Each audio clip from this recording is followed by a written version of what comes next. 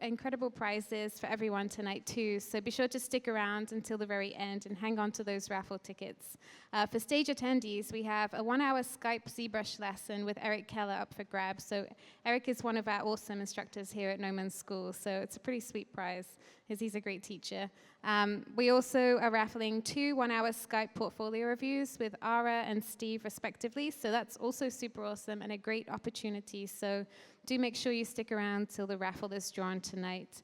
And we have some stunning sketchbot variants to win, courtesy of Steve. And Ara has some really cool shirts and prints that you will have seen outside when you checked in. So we'll do the raffle around 10 p.m. We also have a prize for a lucky online viewer too. So that's 1 month's subscription to the Gnomon Workshop Training Library. To enter, simply share tonight's live stream event URL on Twitter using #Gnomon, and we'll select one winner at random at the end of tonight's event. If you're watching live on Facebook and wish to enter as well, to find the event URL, just head to livestream.com/Gnomon.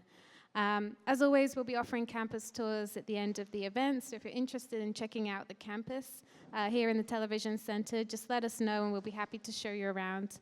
The campus is open till 1 a.m., so you'll get to see some classrooms in action.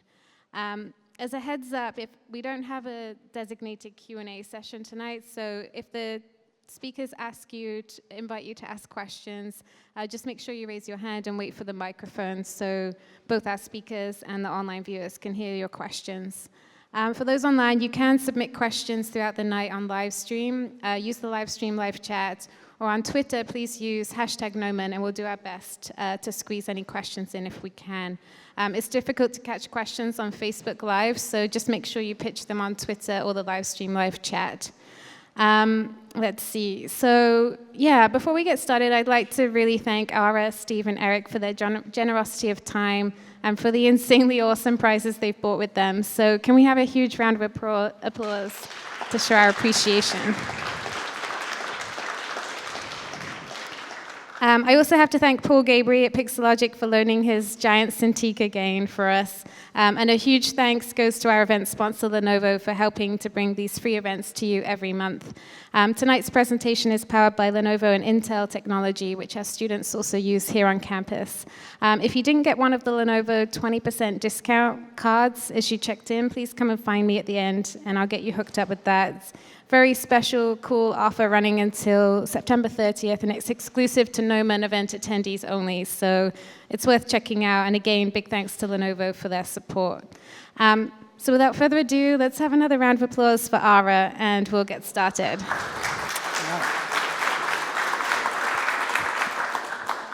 Okay, thank you very much, Lynette, and also thank you, Gnomon. I've attended these, I've been sitting in the audience for many years attending these presentations. I always go back learning a whole lot of new things, and hopefully I can do the same here.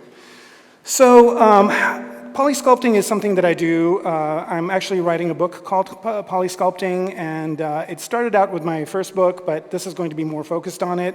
And what I'd like to do is start out talking about what polysculpting is and why you should, look into it.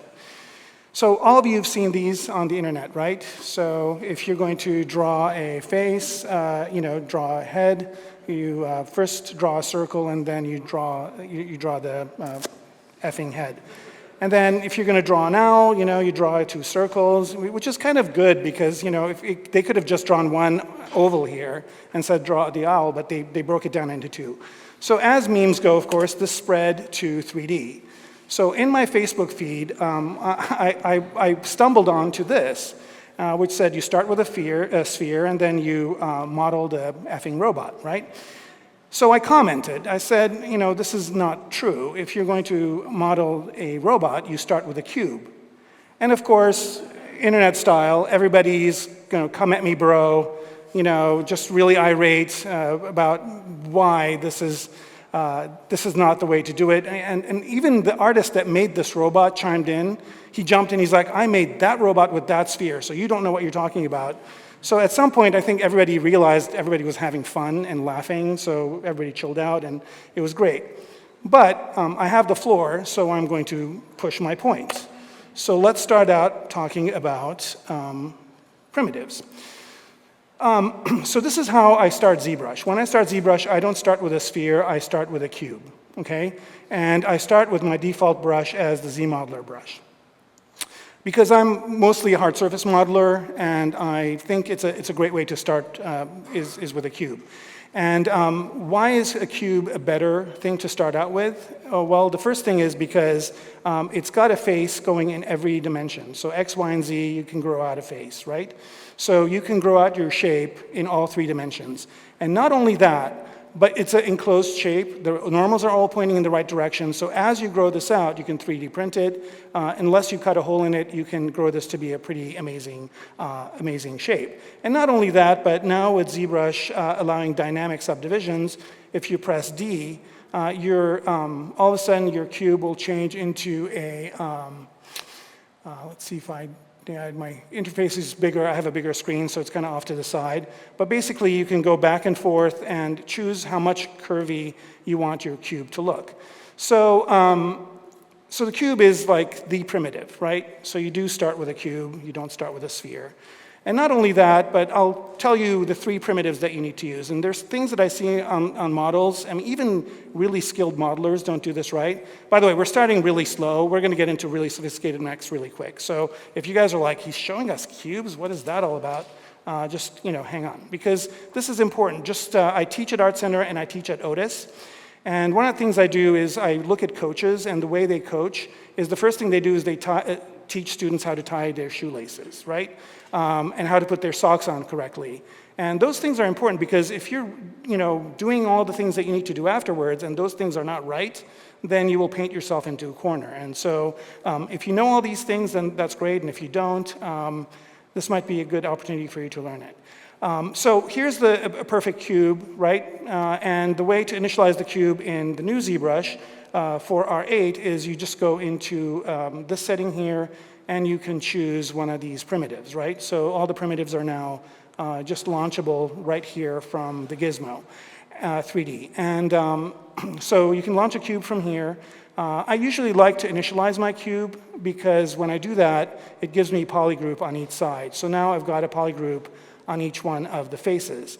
But not only is a cube a really awesome thing, but how many people start out, and I'll do this, I'll go ahead and bring up one of these spheres. So how many people start out a sphere this way, a sphere 3D? Right, some of you do. This sphere is like the worst geometry ever because it's got this tremendous pole over here. So unless you've got a 5-sided thing, or even 6, which is 6 or 5, a pole with 6 or 5 is okay, but if you have something like this, it's pretty scary. So if you were actually to model this, and let me go back to my gizmo here. If you were actually to model on this sphere, the way to do it would be to go in here, and let me just polygroup these. If I were to make this sphere useful, what I would do is I would have to go in here and pick this, and go ahead and do a polygroup of a poly loop. Did I do an edge? Polygroup of a poly loop here, and I'll just go ahead and choose this poly loop, right? And I'm going to do that on the other side as well. And then go in and delete a island, or polygroup island. And so I'll get rid of this one and rotate to the other side and get rid of this one as well. So now, now this is actually a usable surface. And what I can do is I can go in and go to QMesh, all polygons, and then pull this out. And now I've got a sound all quad mesh that I can work with. So this would be a decent sphere to work with if I was to make, let's say, some sort of a shape that needed this type of topology.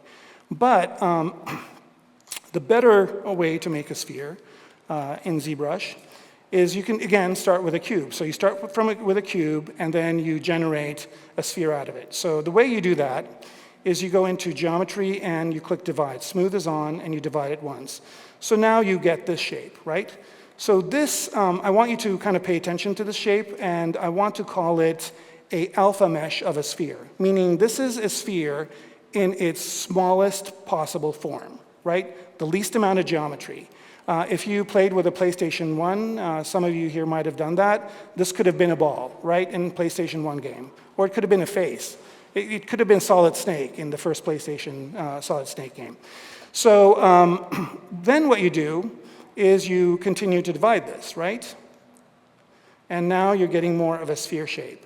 But there's a problem. If you look at the sphere, you can see that it's kind of a squarish looking sphere.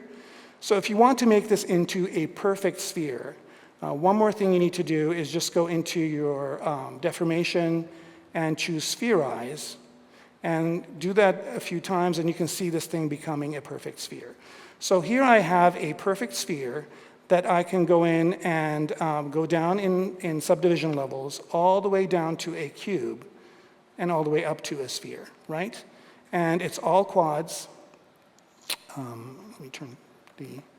You can see it's all quads all the way, and the only place where the squares are not similar are in these corners over here, right? Everywhere else, it is just a perfect sphere. So if you want to make a sphere, or you want to work from a sphere, I would highly invite you to do it this way. So, so that's one primitive. We have the cube. Cube is free. It's perfect. A sphere can be easily generated this way. As a matter of fact, also, Pixelogic gives you a sphere in these primitives too. So if you choose Polysphere, it's I guess I need to get rid of these subdivision levels here, so let's just delete all the higher ones. And if you choose a polysphere, it's a similar sphere. The only difference is that these edges are not as equidistant as the ones below. But again, this would be a good one to use, or of course, you can always load a polysphere from your Lightbox menu, and they have a few in here that you can load up too. Okay, so the next thing I'm going to do is show you how to do a cylinder. So from these shapes, you can grow anything. You can grow that whole robot from a cube, from a sphere, and from a cylinder. So the way to do a cylinder, again, if you initialize a cylinder here, so I'll just choose a Q cylinder Y and crank up these to the default numbers. And Q cylinder, this is what it looks like, right? And this is an okay cylinder, but if you crank these numbers up, then you start getting that pole over here. So what you want to do is you want to start out from this one, a really, really simple one. And then what you do here is go into your Z modeler and choose QMesh. And what you want to do is polygroup all, and you want to grow this out like that. Okay? So now you have this shape. Now you have a nice shored up edge over here. You can add a couple of edge loops here if you want to, and let me just go into edge mode and go into insert. You can add an edge loop here too if you want. And now if you go to D, you get this type of a cylinder, but if you want a sharp edge, you can just go in and crease that edge loop complete. And now if you press D, you have a perfect cylinder, all quads. You don't have that janky pole in the middle, okay? So a really great way for you to create the primitives that you can work with, and as you grow these primitives into bigger shapes, they will grow fully quads, and you don't have to deal with the problems that poles have, because you can run edge loops around here very easily. Okay, so hopefully this will be useful for you. I would recommend you try these out. And you'll see that they're a lot more useful than the regular pole sphere and the pole cylinder. As a matter of fact, this is from Maya, I think 2017. In the newest version, they have parametric primitives. But I just put in one of each of all the Maya primitives. And from a sound geometry perspective, the green ones are the only ones that are all quads. All the rest I have either triangles or have n-gons or have all sorts of things that can run you into trouble as you continue forward. And just to let you know, this is not just me making assumptions on my own. A lot of artists back in the 14th century even were working with cubes and arranging cubes to create organic shapes. And the reason why I'm passionate about this is when I was struggling, as I don't know, some of you, how many people here are new to ZBrush or sculpting? Okay, some of you are. If you feel that you're struggling, there'll be things that come along as you're working that will kind of shoot out a light bulb, and then you'll be able to, work a lot better. And for me, it was this picture from Andrew Loomis, right? So, figure drawing for all it's worth, and it's basically an amazing book. You should get it. It's mostly a drawing book. But the reason why this really clicked for me is that I was trying to make a face, my first lesson of ZBrush, which I took here. I took it with Ryan. And my first lesson was, here's a sphere, make a skull out of it, right? And so I did, and it was fun. But then I tried to do other things, and it was really tough. But then when I saw this picture, it clicked for me. So what Andrew Loomis is showing here is a very complex human being with really good anatomy, but he's broken the human being down into planes. So I figured if I can build this, then I can smooth out those corners and then get a perfect human being. And that really kind of opened my eyes to sculpting. So I start with, and I'll talk about forms in a little bit. And in the book, there's plenty of that stuff. Like, look at this hand, completely very polygonal looking hand, right? And this lends itself to 3D. I don't know if Andrew Loomis ever used a 3D program, but if he was alive today, he'd probably look at it exactly the same way as he looked at drawing. Like, look at this face, it's completely polygonal. So he took a very organic looking shape and broke it down into polygonal shapes. And then once this clicked in my head, then I started seeing it everywhere. So, I looked at anatomy tools, they have these busts, they probably sell them here in the store. And again, you see that, really nicely sculpted figure here, and then you see that there's a polygonal version of it too. So this is something that's easier to make. You can adjust it easily, and then you can add detail and get to this. So here is how I create a human being from a cube, right? So this is how you grow a cube into a human being, right? So you start from a very, very straight shape, extrude and add edge loops, and as you move forward, you start adding more detail, and then you push and pull the polygons in ZBrush to get this shape, right? In Maya, pulling and pushing polygons is kind of a harder thing to do, but in ZBrush, it's so easy. It's made for that. It's made for moving groups of polygons and sculpting on them easily. And here's another thing, too, is that you look at complex shapes, like you look at this shape over here, which I will show you in a Mech in a few minutes. And this shape can be grown just from these two polygons here, right? So you take these two polygons, you mirror them over this way. You take this, you mirror it over that way. You crease that middle edge, and then you take this and you rotate it around and connect them up. And then you take this and you put them next to each other, and you rotate one about halfway. And then you grow out some edges, extrude it out, and then subdivide it, and you get this shape, right? So to get this shape, all you need is this. This is the seed that can grow that. The cube is the seed that can grow an entire human being, right? So if you're modeling, you start out with the right primitives, you can grow it out correctly. Whereas if you start with a sphere and start pulling and pushing and pulling, and then before you know it, you're kind of frustrated. With art, you want to be done with your idea in the fastest way possible, because if you stay on it for a long time and you keep butting your head against it, you'll get bored of it and you'll move on to something else. And here's a chart that I don't know if you can see it at this kind of level, but if you have a model that's 1,000 polygons at level 0, as you start growing that model, it multiplies itself by 4. Once you get around this area, it gets to be a lot of polygons. And from 4, you go to 16 million. And that's a lot of points to push and pull, right? It's easier to make corrections here than it is over here, okay? So I guess I need to maybe show you another thing. So this weekend, went to a book signing for one of my friends, Mimi. Came up with a new book at Skylight Books in Los Feliz, beautiful bookstore, by the way. And as of course, I'm at a bookstore, I have to peruse. I found this book, I hadn't seen it before. It's by Jodorowsky, and I love Jodorowsky. Jodorowsky is, if you don't know who he is, look him up. He is the start of a lot of things that you love. If you haven't seen Jodorowsky's Dune, I recommend you watch that movie. He basically was the reason why Alien exists and why a lot of the Star Wars exists and a lot of these movies exist. He was going to make a version of Dune, but he kind of didn't get the funding. It fell through. But the story of that is really fascinating. Anyway, so I saw this book. I looked at the cover. I thought, this is a really cool-looking cover. I want to go home and make this. And luckily, I had a few hours. So I went in, and basically, instead of starting from a sphere to make this face, I started from an alpha mesh of a head, a bust that I have. And I'll show you that in a few minutes. And basically, I just go from this generic-looking head, and then I just run it to create more of the shape of this person. His name is Showman, I guess. I just basically push and pull. And again, the eyes are really easy to manipulate because there aren't too many points. It's a very few number of points that I'm pushing and pulling. And then I get it to look more or less like like Showman. So I kind of did a quick time lapse here that you can see over on the left.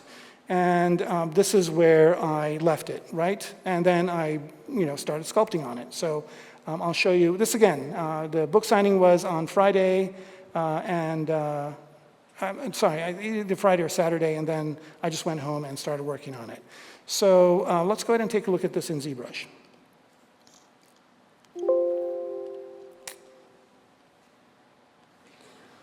And here it is. Okay, so this is what I ended up with. Okay, so this is maybe 3 or 4 hours of sculpting, right? And I poly painted it as well. I'm eventually going to take this thing into Substance and work on it. So I'll just bring up the cover so you can see. I just use this to get the colors of the face, right? And if we look at the head, I'll just isolate it out, right? If I look at the head, and also let me turn off the texture on it. And yes, it does have a texture because my alpha mesh also has UVs. Okay, so this is what it looks like, and this is what it looks like at level 1, right?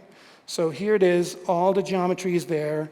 I created polygroups based on my UVs, so I can work on the different portions. But this is basically what I sculpted to get his likeness, to get his face. This is what I did, sculpted from my base mesh that I had, right? I didn't, sculpt on millions of polygons. I sculpted on a very few. And, and this is at level 1, and at level 1, this thing is about maybe 3,600 polygons, right? So it's very low poly, and I can work on it very quickly and get the shape. And then once I like it, I subdivided one level, I work on it some more, subdivided another level. As you can see, some of these details I did towards the end, so they're kind of seeping into here. And actually, let me turn off the polygroup so you can see it better. Not about that. So you can see the geometry, even at a higher level, is very well distributed. So when I applied the poly paint, it went on pretty evenly, okay? So I went from this all the way up to that, okay? And then since I have the UVs, and I'll show you the UVs, right?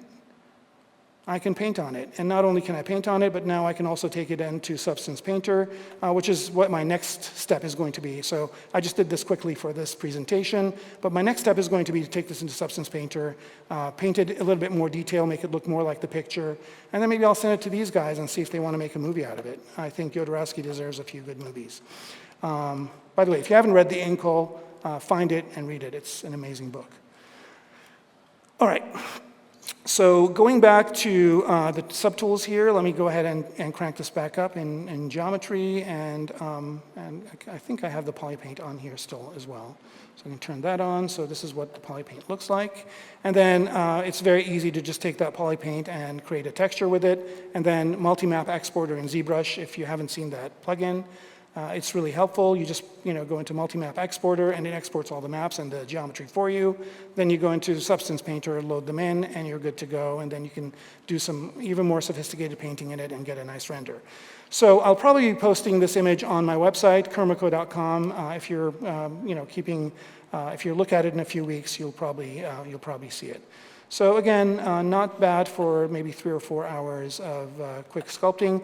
By the way, his shirt is just I basically cut off the bottom part of it and made it into a shirt underneath here. And these are 2 cylinders.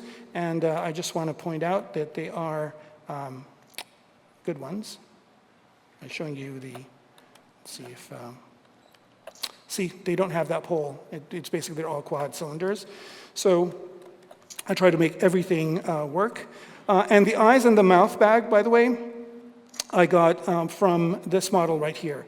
And there's some really good models in ZBrush, by the way. So the ones that I really like, I like this new demo head that they have, the female demo head. And another good one is, I think maybe it's available as a tool, is Nick Zuccarello's human male model. So those are really good models you can start with. You don't have to build your own. I kind of did want to build my own, but if you want to start, you can start with these models. They have UVs, and they also have, some of them do, and they also have good topology, so you can work with those. So moving on to the next topic. By the way, if you have questions, please ask them during the presentation. It's fine, but raise your hand and somebody will come over with a microphone. All right, we already have one. No, they were not. They were not. I use a program called Head SUV Layout because if I need to do a lot of UVing, I can do it in Head SUV Layout. However, after I did the model, I did go into ZBrush and go into UV Master and do unwrap again because it will stretch it to the new dimensions of the head. So UV Master is great. I mean, it's for if you want to generate some quick UVs, it does a really good job with like a press of one button. But if you want to do more meticulous UVing, like if you work for a company that just wants UVs to be perfect, then Head SUV Layout is really good. Unwrap 3D or Unfold 3D is really good as well. And Maya, I think, just got some new UV tools. So I think UVing is getting less and less painful, and maybe eventually it'll go away, but I don't know. It seems to be around for a while. I'm one of the people that likes to UV, by the way. And the reason why that's good is because now I'm using Marvelous Designer, and Marvelous Designer is reverse UVing. So you do the UVs first, and then you make the close. So, all right, so that's Show and Killer. All right, so this is the other thing. So when I teach at Otis Art Center, I notice that a lot of students suffer through this.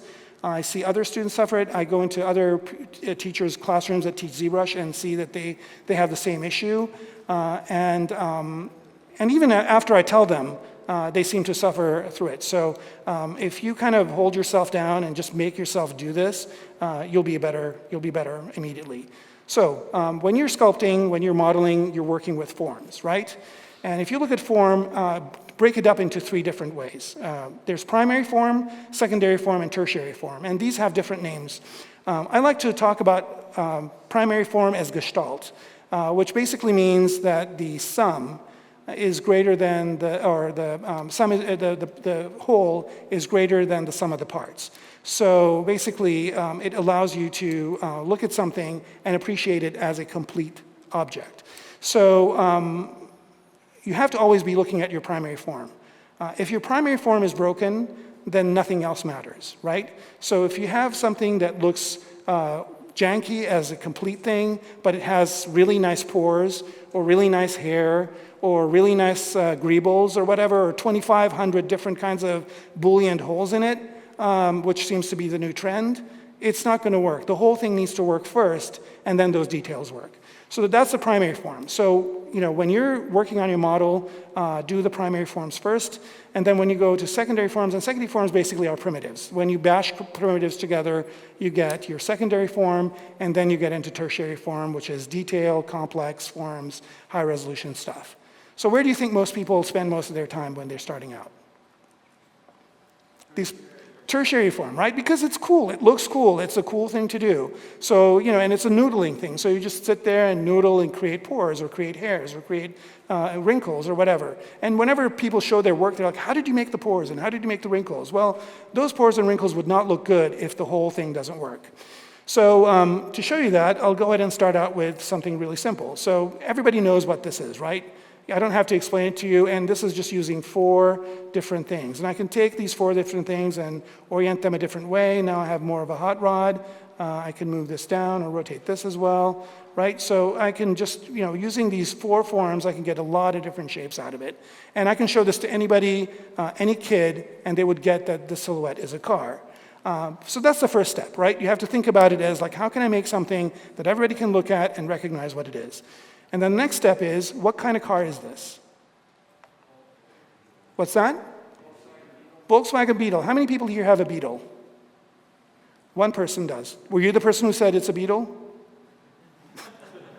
Okay, but this is a generally recognized form because it's perfect design. 1 person sits here, another person sits in the back, here's where the engine goes, and this is a room for 4 people to have a small bag to put in and drive around, right? So if you look at this form has been around for a very long time, and it still works, and it's still recognizable, right? So it is your job to create whatever form it is that you're creating to be at this level. And if you look at this book over here, Industrial Design, it's by Taschen, and there's a bunch of really amazing industrial design items in here. And by the way, if you want something to kind of get you to be a better designer or create better forms, either sculpt or draw things that are in here. And again, when you look at the silhouettes, you'll get what the reason is behind their being so great. So again, really simple shapes create really compelling forms, and if you figure one out, then you can continue to do them. Now, I'm by no means assuming that I'm a master at design or have mastered this, but I am aware of it, and every time I work, same as working with low poly geometry and primitives, every time I feel myself getting better because I keep focusing on these things, and they're always in the back of my mind. So here's a pretty simple image that basically has the same model in different poly count. I've got one that's 312 polys, 1,248 polys, and one that's about 5,000 polys, right? And if you look at these, the gesture of the first one looks better than the other two, and it's got less polygons. So if I start out with something like this, I can polish it out into a better model than if I start out with something with a lot of polygons and then bang at it. Here's another example of some people that are doing it. So when I started out making a skull, instead of starting with a sphere, if I started out with these and then dynamesh these together, then it would have been easier for me to figure out the skull form. If you look at this amazing statue, again, you can easily see the gesture of it can be expressed just with simple cubes, right? Here's a photograph, and the person's kind of broken down into planes. So it's something that you can easily do yourself. So build a planar object first and then start adding the detail. This primary form, secondary form, and tertiary form loop is a recursive process. And what I mean by that is that the primary form is what you should focus on, right? And then you go into secondary form, and then you treat the secondary form as a primary form. So the secondary form has to work as a whole as well. And then you go to tertiary form. So you go into a pore. Instead of looking at all of the pores, look at one pore and look at how it's built, right? And build the perfect pore and then multiply it and replicate it. And then keep going around and around and around, always making sure that your top primary form is the one that really matters. And it's the one that you're really paying attention to, and it's the one that really screams off the page. Right, so with this, I'll go ahead and show you when I started discovering these and how my work changed. So I'm going to be going ahead and loading a model here. It's going to take a few minutes to load, so this would be a good time to ask me questions. Again, just raise your hand. There's one over there, and somebody will come over with the mic. What was that book's title again, the Industrial Design? It's just called Industrial Design A to Z. It's by Taschen. Taschen makes really inexpensive design and art books. I think there's a store at the Grove, and they're available on Amazon. Just a really kind of a, I just picked this up, and I always look through it, and whenever I feel uninspired, it usually kicks me into gear. So here is the mech that I did when I started to think about Gestalt. So one of the things that's nice about ZBrush, here's a nifty trick for you. If you go to the material over to the left, you click and drag out, it changes it to a flat shader, right? So you don't have to go click here and click on flat shader. If you just click on here and drag out, it becomes a flat shader. I've got all these parts are UV'd, by the way. That's how bad I am, I guess. I have to have everything UV'd because I have to paint everything meticulously. And this was something I was using Quixel at the time. I wanted to load this into Quixel, so I had to UV all the different parts. But let me go ahead and clear the texture that's on here so you can see this better. So I'm just going to go down the parts here and clear all the texture maps that are assigned. And then you'll be able to see the silhouette. So I figured if I'm making this mech, it needs to really stand out as a silhouette. And so I always had that in mind. I always wanted to make sure that the gestalt on it worked, right? So here are all the parts, And as I'm moving on, you can see all the different parts. And these are combined, by the way, because I have a macro that I use to pose the mech. So it's not a static mech, that I can put it in dynamic poses. And if you were here before the presentation started, you probably saw this mech kind of doing different things, and that's how I do it. It's all done in ZBrush. I didn't rig this one at all. By the way, all these screws, here, I'll isolate this thing. See all these parts here? All of them are UV'd. Every single one, right? I mean, luckily, some of them I can just copy and paste UVs, like these bolts and whatnot. But yeah, I just UV'd this whole thing, just because by the way, after I did this, I knew how to layout inside and out, backwards and forwards.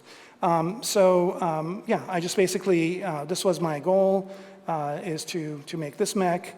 And this was for nothing but Mech 2. So I kind of always, I work alone. I don't really, one of the good things is I can show all my work. I don't, you can take pictures. It's not like I work for a studio and they don't allow me to show it.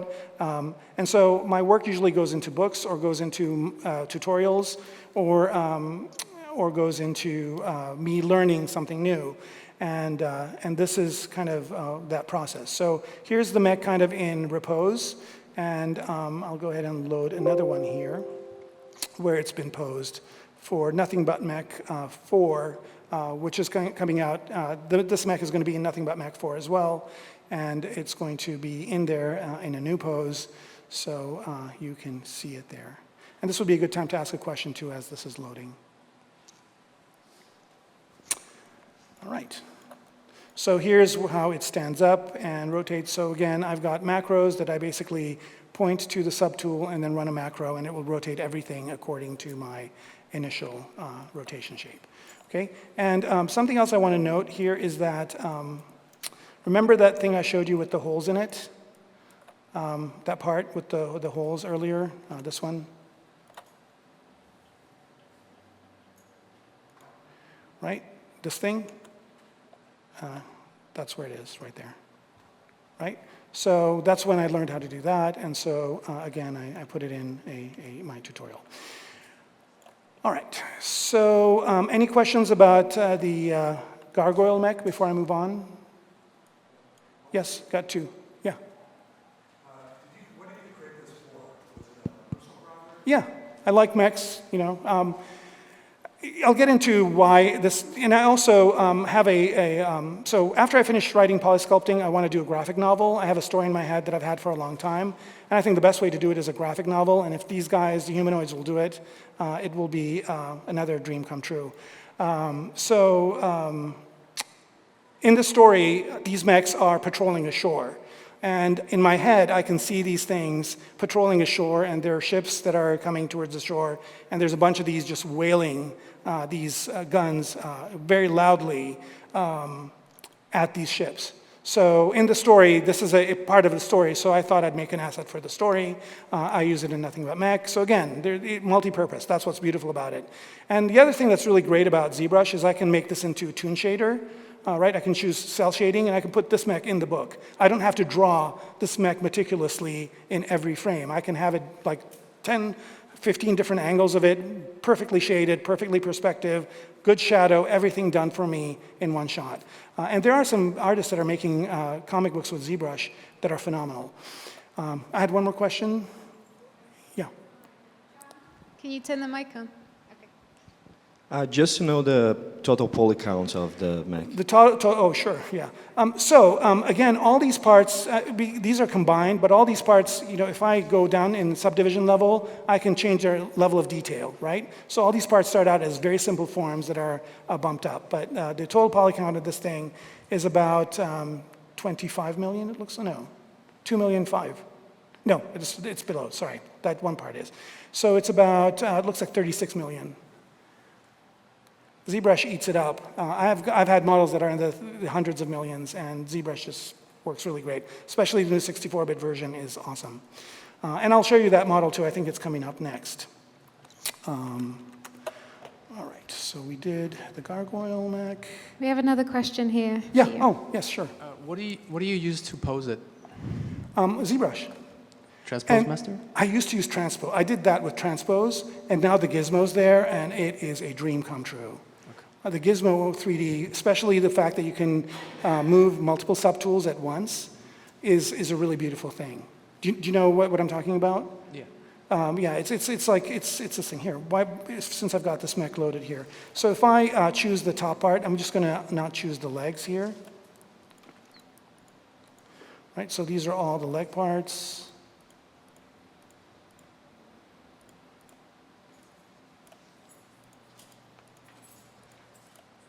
Bear with me. I guess there was less to show than to hide. I think I missed one somewhere, no? All right. I think I've got one leg kind of not where it's supposed to be. Is that the case?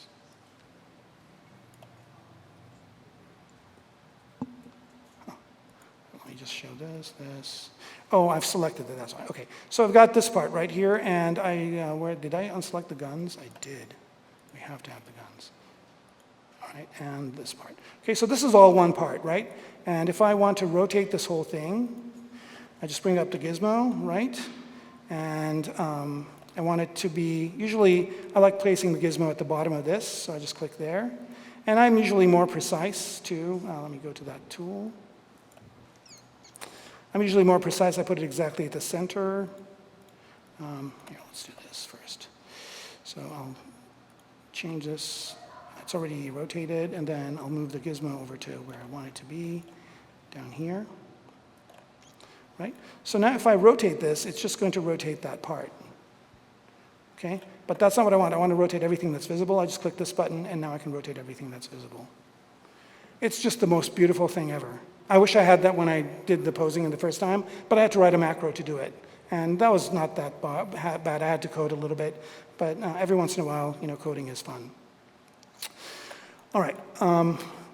Any other questions? One more? Two more, okay.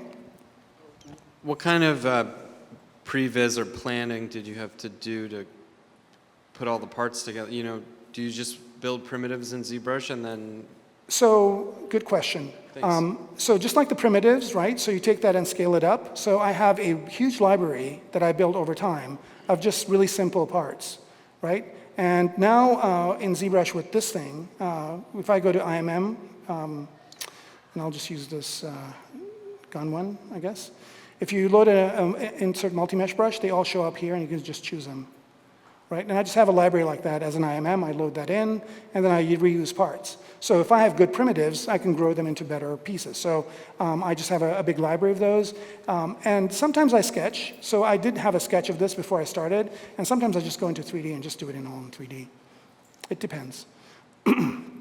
Sketching is a lot faster sometimes, and sometimes it's not. One more question? Yes, in the back. Oh, hey. Okay.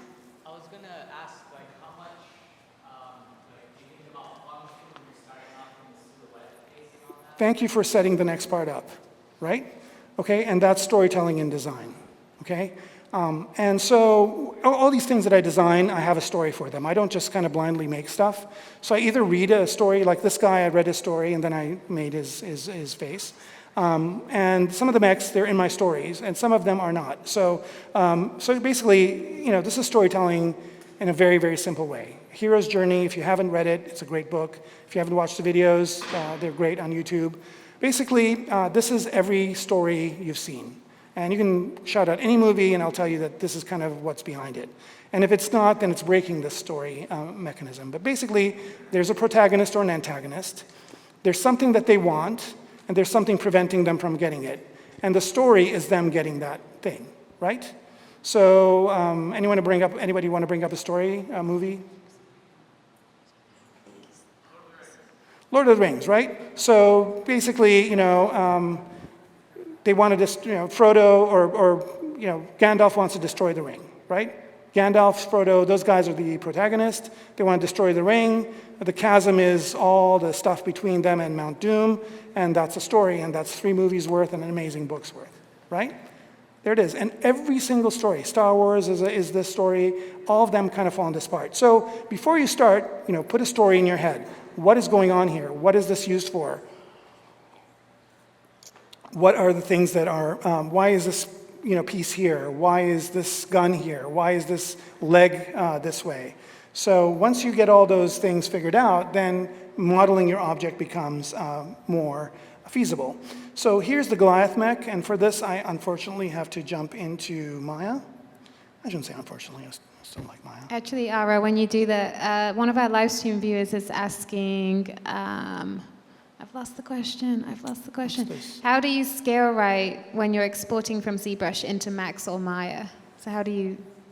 Good. So one of the giveaways, again, like these questions are just setting things up. One of the giveaways that I have that you can go get from my website for people that are watching this is a scale file. And I will show you that when I jump into ZBrush in a few minutes. But let me go start loading this file because it's going to take a few minutes to load.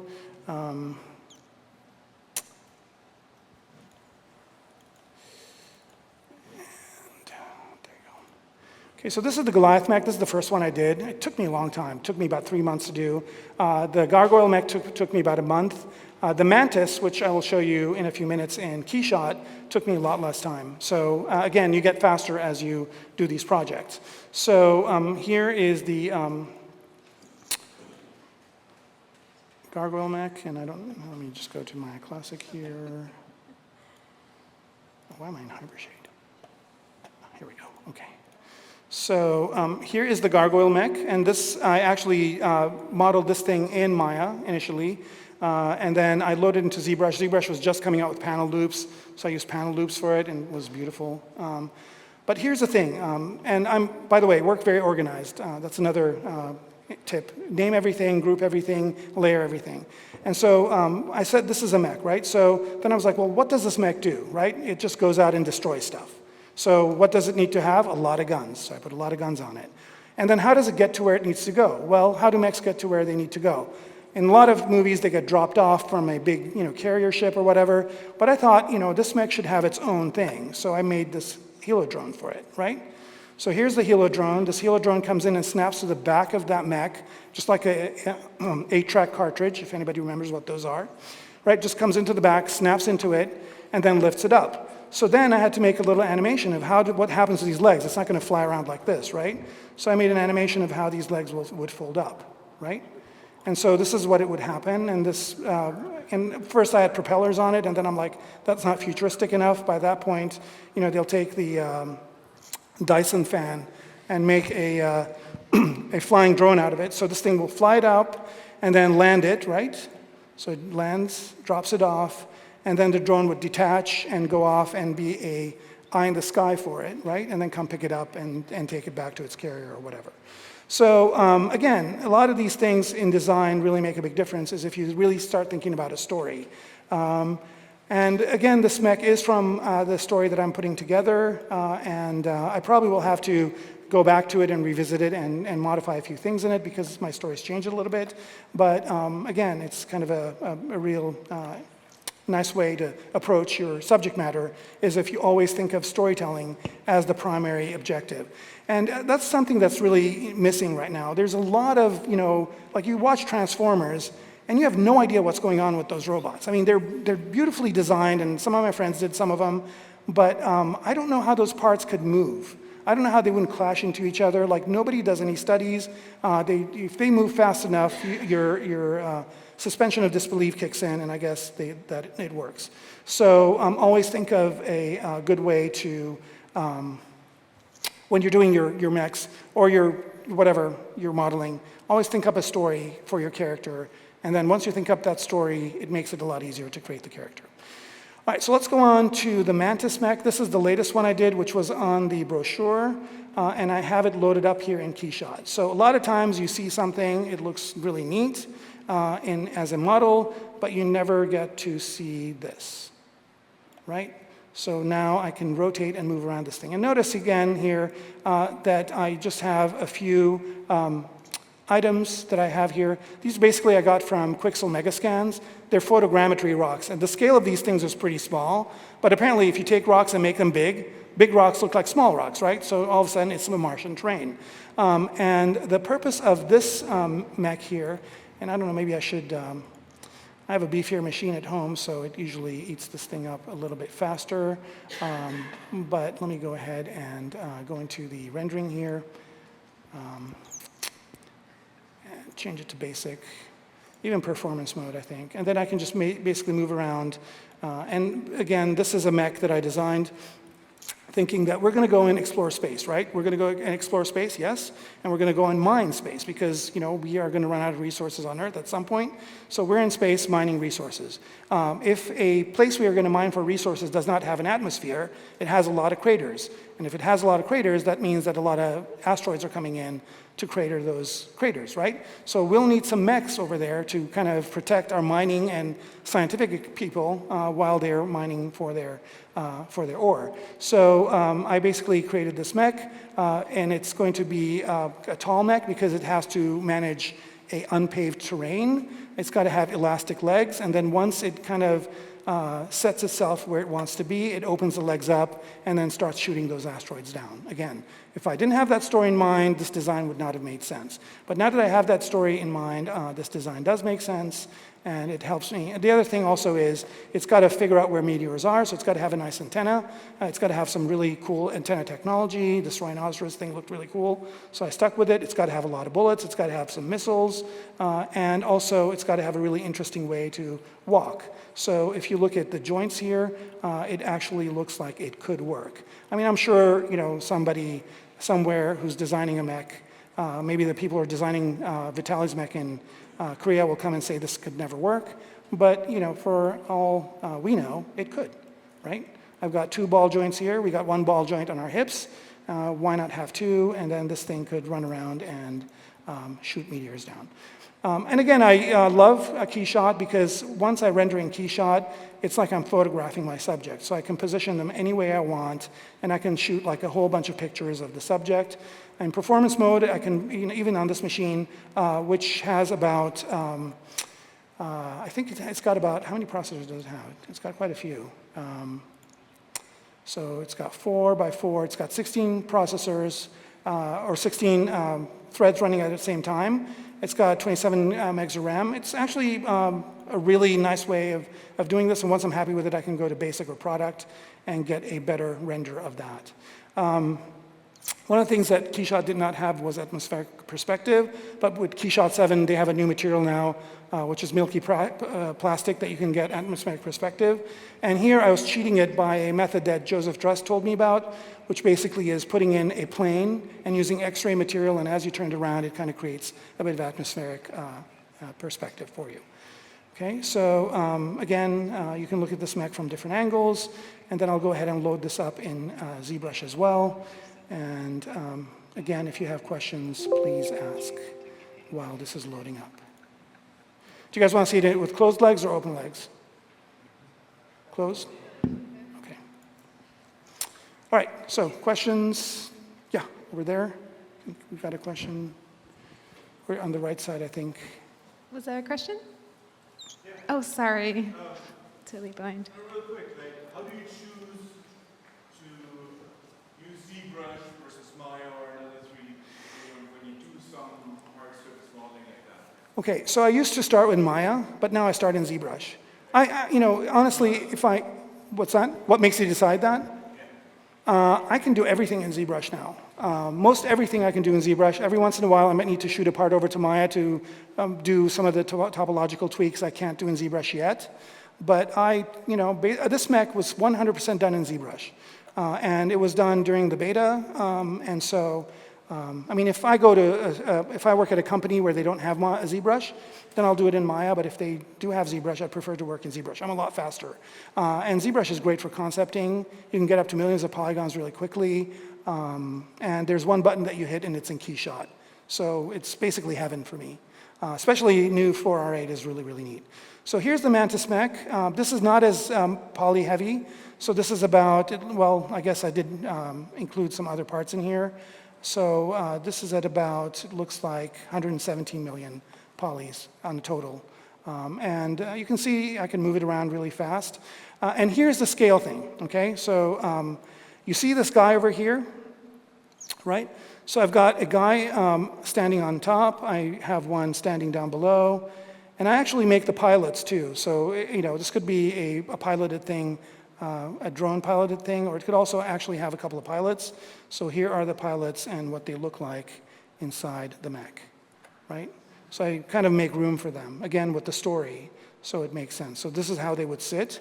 This is the hatch that they would climb out of and climb into. And since there's no gravity, they probably use little jetpacks to get to those areas.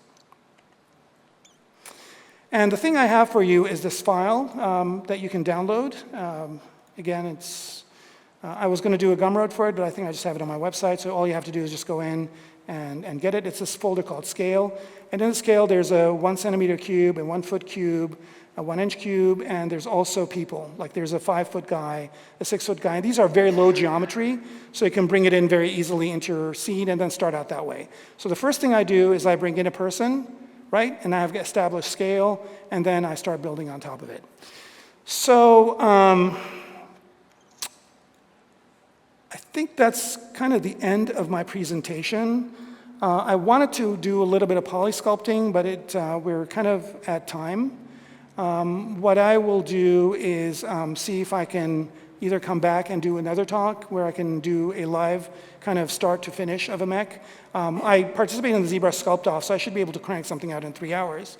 Or I could maybe do a live stream, I don't know. But hopefully this kind of gives you some ideas of how to work better and more efficiently. And hopefully you got some good ideas to go back to your studio, your home, your job, and create some new art. So I'll take 2 more questions, and then we'll open it up for Steve. Any last questions? Yep.